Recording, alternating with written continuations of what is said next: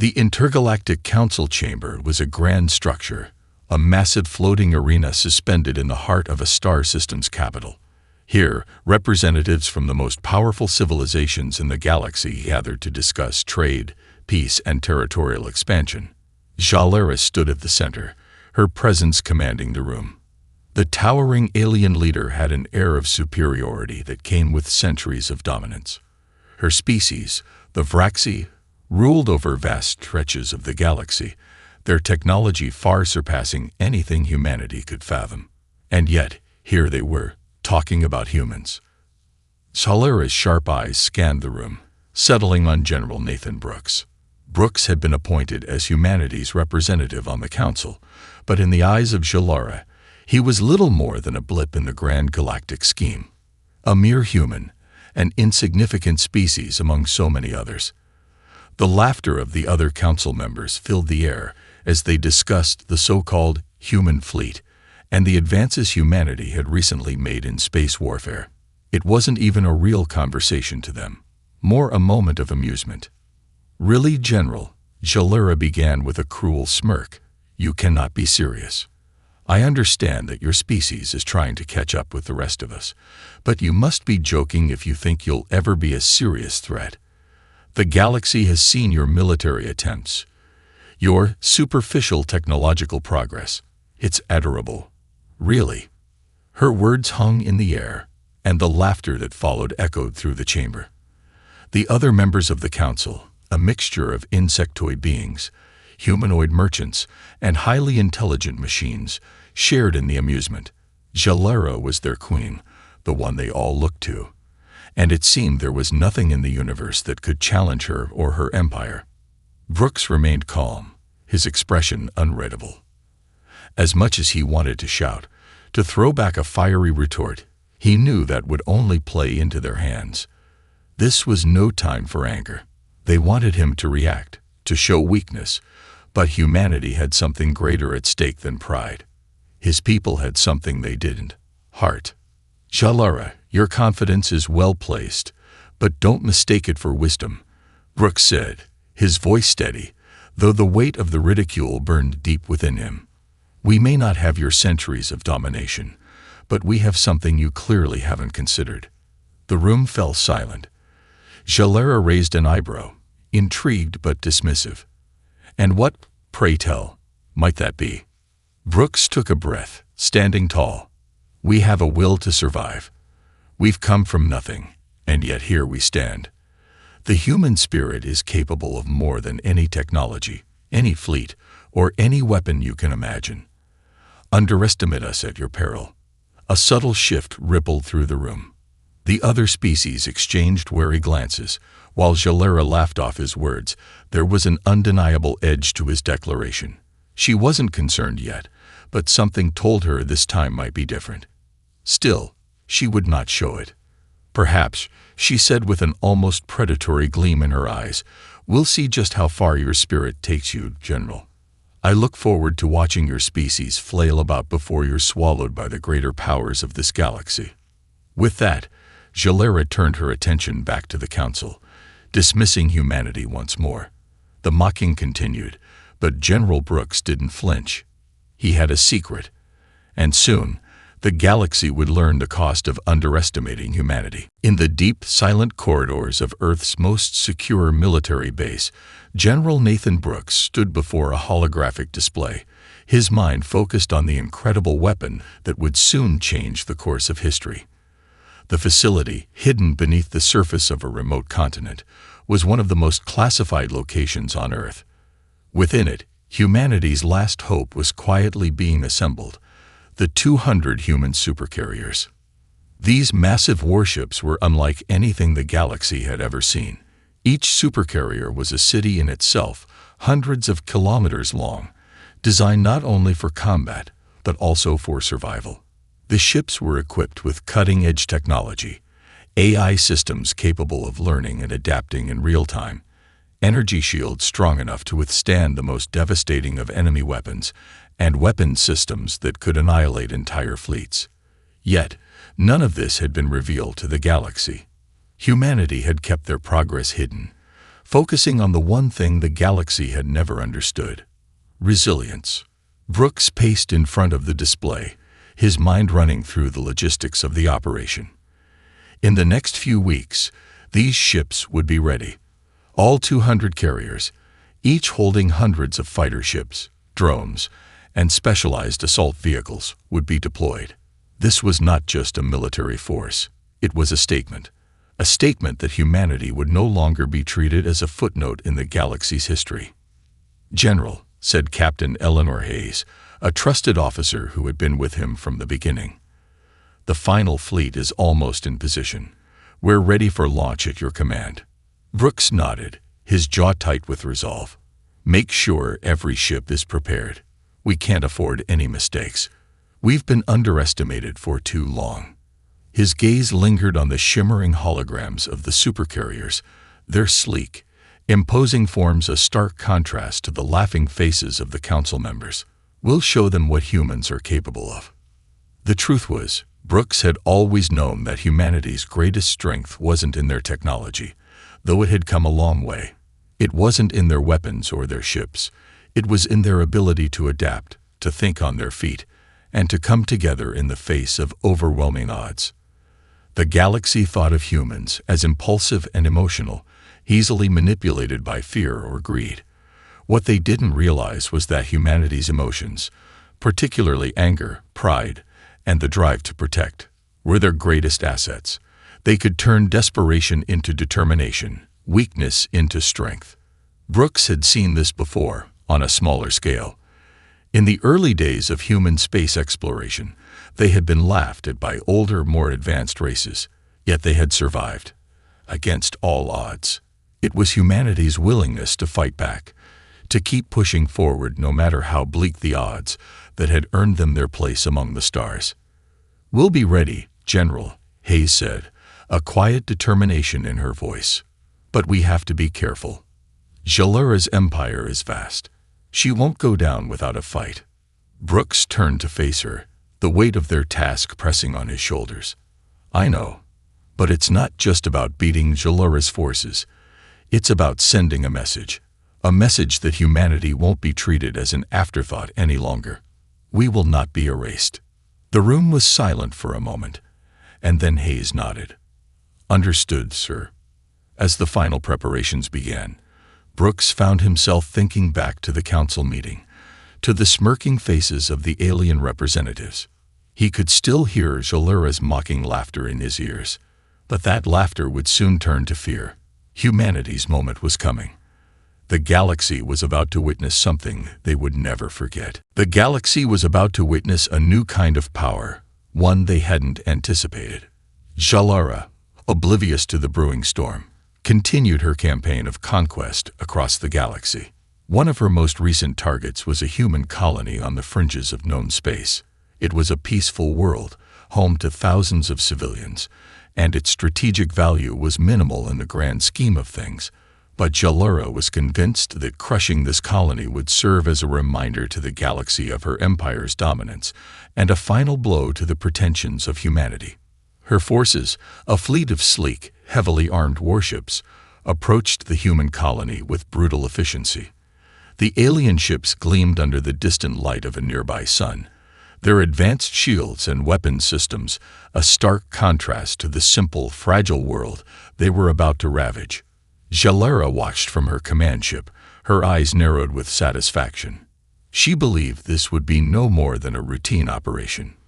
But what Jalura didn't know was that the galaxy's greatest underdog was about to rise from the shadows. On Earth, the supercarriers were ready. The signal had been given, and within moments, the 50 supercarriers in the first wave had begun their journey across space, their engines humming with a quiet intensity. They were colossal ships, each one massive enough to dwarf any alien cruiser, and they carried within them an unspoken promise of vengeance. The galaxy would soon learn just how dangerous humanity could be. As the human fleet exited hyperspace, Brooks watched the view screen in silence. The scale of what they had built was breathtaking. Each supercarrier was a marvel of engineering, a floating fortress capable of engaging multiple enemy ships simultaneously. The fleet moved as one, its fighters and drones dispersing to cover the gaps between the giant ships. There was no turning back now. The battle was upon them. "General, the alien fleet is in range," reported Captain Hayes, her voice steady, but laced with the tension of the moment. "Initiate deployment," Brooks commanded, his voice calm. "Focus on disabling their weapons and shields first. We don't want any surprises." The human fleet sprang into action. The first wave of supercarriers unleashed their primary weaponry, massive railguns and plasma turrets that cracked the vacuum of space with powerful blasts. Each shot hit with deadly accuracy, punching through the alien shields and tearing into their hulls. Jalara's fleet, accustomed to overwhelming force, was suddenly on the defensive. Alien ships began to fall back, their formations splintering under the unexpected assault. Jalara's warships, designed for speed and agility, were no match for the sheer firepower and relentless precision of the human supercarriers. Even the sleekest of her ships couldn't outrun the human firepower, and soon, explosions rippled across the alien fleet. "No, this can't be happening," Jalara muttered, watching in disbelief as her flagship took a direct hit, sending it into a violent spin. How are they doing this? Her ships were designed to be the apex of military power in the galaxy, yet these humans, these insignificant beings, were tearing through her forces like they were nothing more than paper ships in a storm. It wasn't supposed to be like this. She had underestimated them. Brooks, standing at the helm of the flagship, could feel the weight of the moment. It was a victory, but only the first step. Jalara's forces were already beginning to retreat, but Brooks knew this wouldn't be the last battle. "Don't let them regroup," he ordered. "We push forward. No mercy." As the battle raged on, the human fleet pressed forward with relentless determination. Jalara's ships, though advanced, couldn't keep up with the unexpected precision and resilience of the human attack. The tide of battle had irrevocably shifted, and the galaxy was about to understand what humanity could truly do when pushed to the brink. The battle had ended, but Jalara was far from accepting its outcome.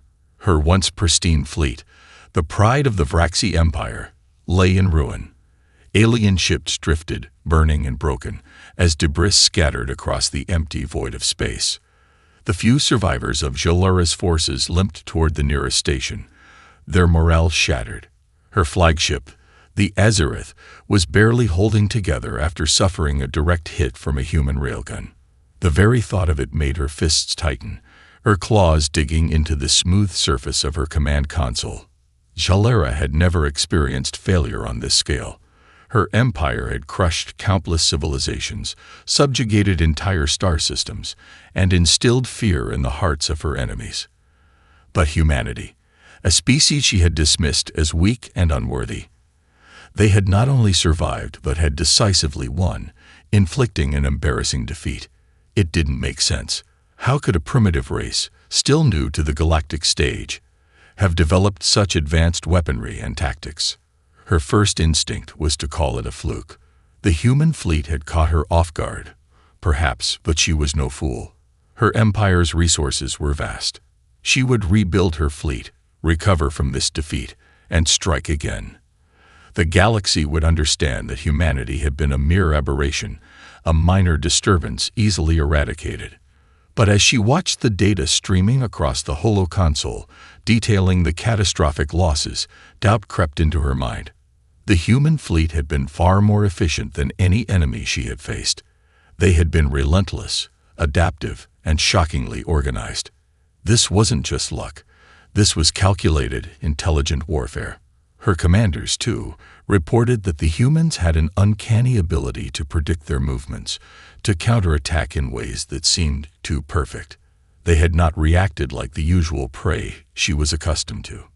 "General Drax," Jalara snapped, calling for her chief strategist. The aging Vraxi officer appeared on the screen, his face grim. "What do you have to say for this failure?" Drax hesitated, but the words he spoke were not what she expected. "My queen, I think we may have underestimated them more than we realized. They fought with the fury of desperation, yes, but also with something else, something unique. Shalara's lip curled into a snarl. You speak of their spirit, don't you? The one thing I've heard enough of from their pitiful leaders. What does that matter if they can't match us in firepower or numbers?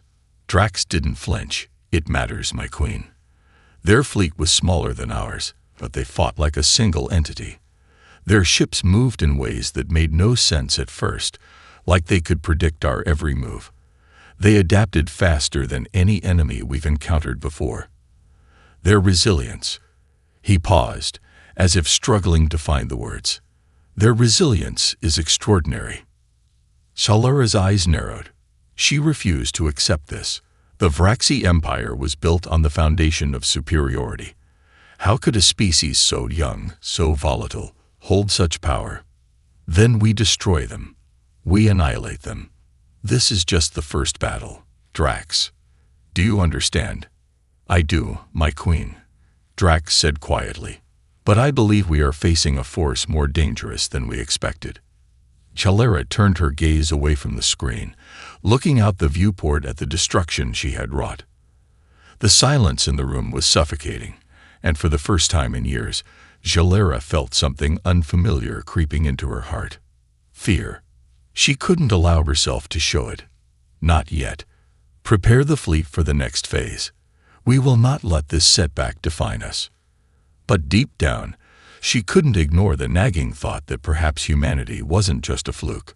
Perhaps they were the galaxy's next great power, and Shalara was on the wrong side of history. In the aftermath of the first battle, the human fleet had returned to its hidden base, though it was far from resting. The victory had been undeniable, but Brooks knew better than to assume the war was over. Shalara's empire would not just retreat into the shadows. They would regroup, learn from their mistakes, and come back stronger. It was only a matter of time before the next confrontation, and Brooks was determined to be ready.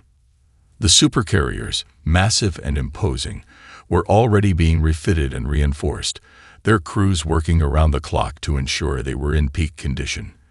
The human fleet had proven its strength, but Brooks knew they couldn't rely on just brute force. Shalara would adapt, and humanity would need to stay one step ahead. As the weeks passed, the galaxy began to take notice. What had once been dismissed as an anomaly was now being hailed as the first sign of a new power rising in the galaxy. News of the human victory spread like wildfire, reaching even the farthest corners of the galaxy. Some races, who had once laughed at humanity, were now starting to reconsider their positions. Others, however, saw this as a challenge, an opportunity to either forge alliances with the humans or eliminate them before they could become too powerful. On Earth, the human leadership was in turmoil. There were whispers of diplomacy, of negotiating a peace with Shalara's empire before more bloodshed could occur, but Brooks was resolute. The galaxy would never respect humanity unless they proved they could stand their ground, not just against one foe, but against all who sought to dominate them. Brooks sat in the war room, the map of the galaxy stretched across the table in front of him.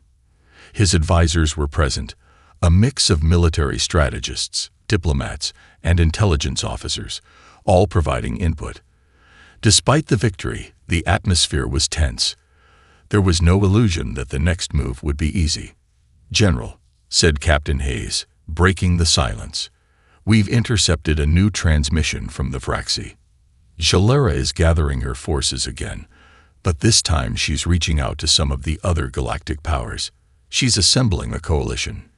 Brooks leaned forward, his brow furrowed. "A coalition," he muttered. "She's desperate, but she's not foolish. If she can convince enough species to join her, we'll be facing more than just the Vraxi." The room grew heavy with the weight of the implications. The human fleet had been formidable, but they were still outnumbered by the sheer size of the galactic forces. A coalition of alien species, each with their own strengths and resources, would be a far greater threat. "Do we have any allies?" Brooks asked. "We've made contact with a few races," said an officer, "but they're hesitant. They're watching closely, waiting to see if we can maintain this momentum." Brooks stood, pacing as he thought. He could sense the turning tide, the galaxy at the brink of war. Humanity's victory had stirred something deep within them, an awakening, a sense of unity. But it was fragile. It needed to be protected, nurtured. Humanity couldn't stand alone forever. "We can't wait for others to decide our fate," Brooks said, his voice low but firm. "We fight on our terms, not theirs. We strike first. We show them that humanity is not something they can push aside. This is just the beginning." Hayes nodded. "Then we prepare for what's coming. We'll make sure we're ready to strike when the time comes." Brooks gazed at the map once more, his mind racing through the possibilities. Jalura's coalition would be formidable, but humanity had already shown what they were capable of. And this time, they would not be caught off guard. The tide was turning. The galaxy might not yet realize it, but a new power was rising, one that refused to kneel. Humanity would not back down. And soon, everyone would know it. The human fleet was now a force to be reckoned with, but the storm they had stirred was about to grow. Brooks stood on the command deck of the Vanguard, his flagship, watching the dark expanse of space unfold before him. The galaxy was on the brink of war, and humanity had already made its mark. Jalura's coalition was no longer just a rumor. It was a growing threat, a massive alliance of alien species, each with their own agendas, but united in one goal: to crush humanity before it could challenge the established order. Reports came in from all across human space. Ships were being readied for the next strike. Resources were being diverted to build up humanity's military might.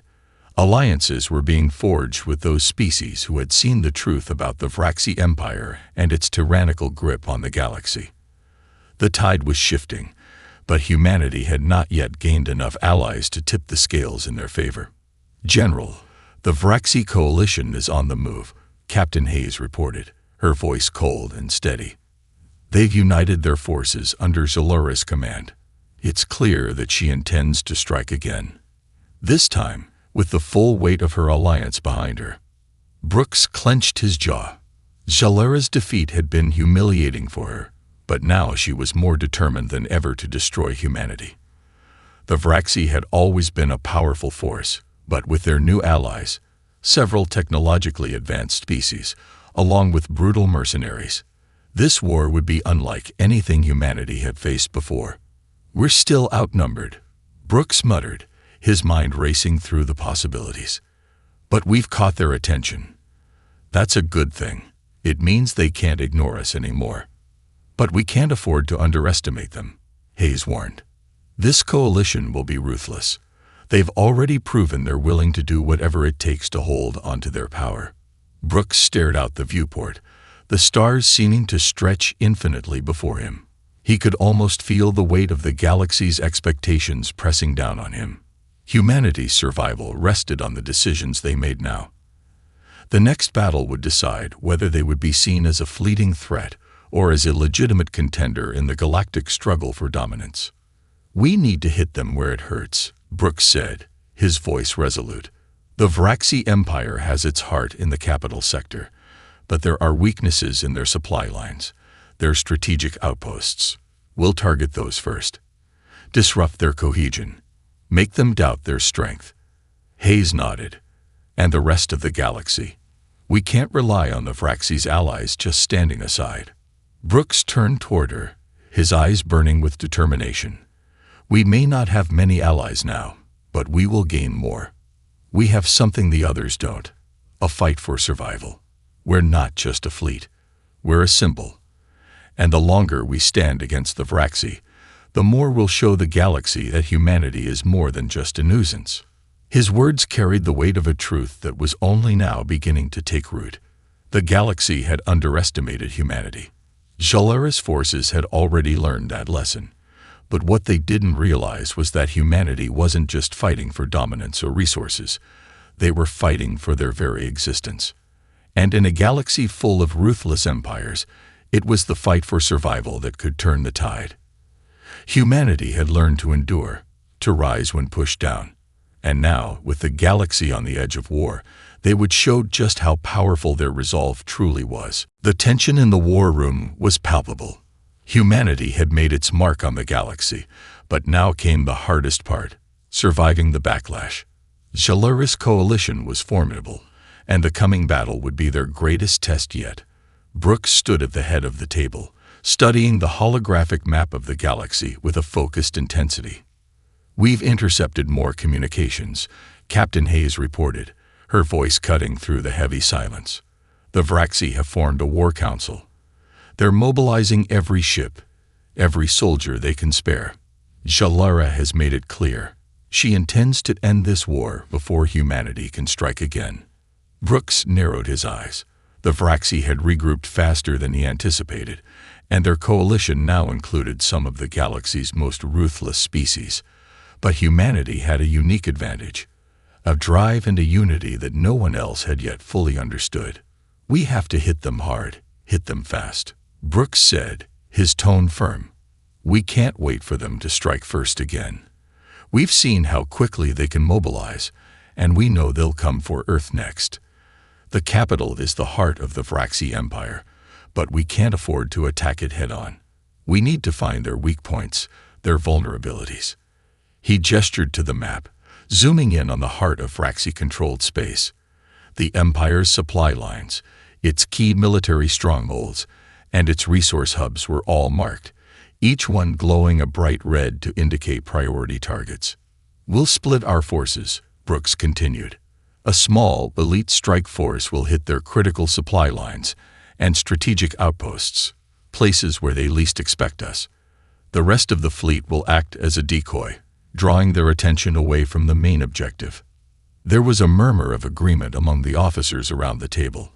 They knew this would be a risky move, but it was their best shot at striking back without giving Jalura a chance to crush them entirely. "This operation could give us the edge we need," Hayes added, her eyes scanning the map. "We disrupt their logistics, their command structure. If we can sever their supply lines, their fleet will be crippled." Brooks nodded, but there was no joy in his expression. He understood the stakes. This wasn't just a fight for territory. It was a battle for humanity's place in the galaxy. A single misstep could mean the end. "Exactly. We make them doubt their own strength. We show them that no matter how large their coalition grows, they're still vulnerable." The human fleet had grown stronger with each passing day, and their commanders had become skilled at operating under pressure. But as Brooks studied the galaxy map, a sobering thought crept into his mind. Jalura was ruthless, and her coalition would not back down easily. They wouldn't stop until humanity was destroyed. The only way to ensure humanity's survival was to make them understand that this war would not be fought on their terms. "We'll need every ship in the fleet to make this work," Brooks said, his voice resolute. "This is a war, not just for power, but for survival. We'll fight with everything we have. We'll make sure the galaxy understands that humanity will not go down without a fight." He turned to face the officers, his eyes steady, unwavering. "This is it. The first real test of our strength. Let's make sure it's a fight the Vraxi will never forget." The tension in the command center had never been more intense. The day of the operation had arrived. Brooks stood at the head of the table, his eyes fixed on the holographic projections of the Vraxi coalition's defenses. The plan was set, the fleets in position. There was no turning back now. This was their moment to deliver a blow that could change the course of the war. "General, we're ready," Captain Hayes said, her voice steady but tinged with the gravity of the moment. She stood beside him, scanning the various screens. "All ships have reported in. The elite strike force is ready to move. The decoy fleet is in position." Brooks nodded, feeling the weight of the decision that lay ahead. "Proceed as planned. We'll strike fast and hit them where it hurts. Let's show them that humanity can still punch above its weight." The human fleet, a mixture of supercarriers, warships, and fighters, moved in perfect synchronization. The decoy fleet, smaller, nimbler, and equipped with advanced stealth technology, would draw the Vraxi forces into a battle, away from the real objective. Meanwhile, the main force would target the critical supply lines and command centers of the Vraxi coalition. It was a dangerous maneuver, but it was their only chance at crippling the alliance. As the fleets moved toward their respective objectives, the silence in the command center was suffocating. Brooks watched the tactical display intently. Every movement, every decision would determine the outcome. The fate of humanity, of everything they had fought for, rested on their ability to execute this strategy flawlessly. "General, we've made contact," one of the officers reported. "The decoy fleet is engaging the Vraxi forces. The enemy is taking the bait." "Good," Brooks said, his gaze not leaving the screen. "Keep them occupied. We can't afford any surprises." The human fleet had already begun its assault on the Vraxi's logistical hubs and resource-rich planets. Brooks watched as waves of fighters launched from the Supercarriers, striking at key outposts with precision. The human fleet's tactics were proving effective. Each attack was swift and efficient, causing mass confusion within the Vraxi ranks. The alien forces weren't prepared for such a well-coordinated strike. However, the Vraxi were not a species to be underestimated. Within moments, they began to regroup, and the first signs of retaliation appeared on the screen. A counteroffensive launched from the Vraxi flagship, Zarathar, a massive warship that was the heart of their fleet. "We've got incoming," Captain Hayes warned. "They're rallying for a counterstrike. The flagship is mobilizing." Brooks' mind raced. They had anticipated this, but the Vraxi were learning. Their flagship was a formidable opponent. It would take everything they had to bring it down. "Target their engines," Brooks commanded. "We need to cripple them before they can bring their full firepower to bear." As the human fleet moved into position, the decoy fleet continued to draw fire, its fighters engaging the Vraxi warships in a deadly game of cat and mouse. Brooks could see the chaos unfolding on the battlefield, but the objective was clear: keep the Vraxi's forces scattered and distracted. Then the critical moment arrived. A direct hit from one of the human supercarriers disabled the Zarathar's engines, sending the flagship into a slow, uncontrollable spin. It was the opening the humans needed. "We've got them," Brooks said, a rare glimmer of satisfaction in his eyes. "Focus all fire on their flagship." With the flagship disabled, the rest of the Vraxi forces began to falter. Their once unified assault turned into disarray, their lines fractured under the onslaught from the human fleet. It wasn't over yet, but the tide had decisively turned. The Vraxi, once so sure of their dominance, were now on the defensive. Brooks looked around at his officers, their faces reflecting a mixture of relief and disbelief. "This isn't the end," he said firmly, his voice resolute. "But it's the first step toward victory. We've shown them that humanity will not be destroyed. We will never stop fighting for our place in this galaxy." As the human fleet pushed forward, breaking through the Vraxi lines, Brooks couldn't help but feel the weight of what they had achieved. They had defied expectations, not just by surviving, but by becoming the force that would change the galaxy forever.